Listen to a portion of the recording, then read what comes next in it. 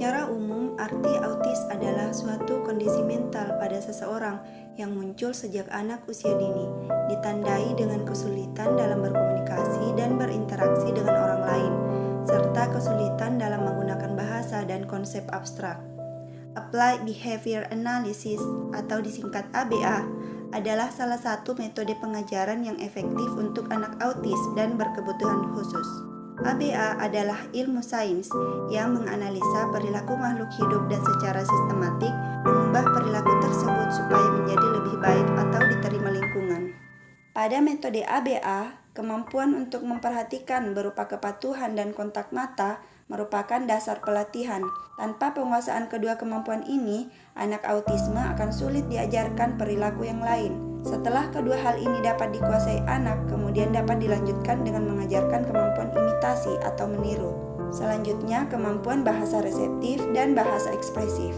Rancangan program pelatihan secara terperinci sebagai berikut. Yang pertama, kemampuan memperhatikan, berupa kemampuan untuk duduk dan melakukan kontak mata. Kemampuan memperhatikan penting untuk menjadi dasar pelatihan bagi kemampuan lainnya.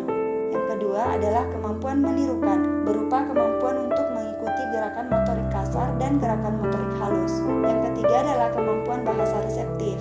Perilaku yang ingin dilatih pada kemampuan bahasa reseptif adalah kemampuan mengikuti perintah sederhana satu tahap, yaitu aktivitas berdiri, duduk, ke sini, lambaikan tangan, tepuk tangan, tangan ke atas, tutup pintu, dan identifikasi objek yang ada di lingkungan, yaitu meja, kursi, pintu, sepatu, dan tas. Kedua kemampuan tersebut dipilih agar subjek memahami konsep tiru. Yang keempat adalah kemampuan bahasa ekspresif. Perilaku yang ingin dilihat pada kemampuan ini adalah menunjukkan sesuatu yang diinginkan subjek dan imitasi suara, serta kata, yaitu papa, mama, mobil, aku, dan kamu. Pada kegiatan kali ini, materi yang akan kami sajikan adalah materi yang paling dasar, yaitu kemampuan untuk memperhatikan, kemampuan untuk meniru atau melakukan imitasi, kemampuan menyamakan, kemampuan mengidentifikasi atau kemampuan bahasa reseptif, dan kemampuan melakukan labeling atau kemampuan bahasa ekspresif.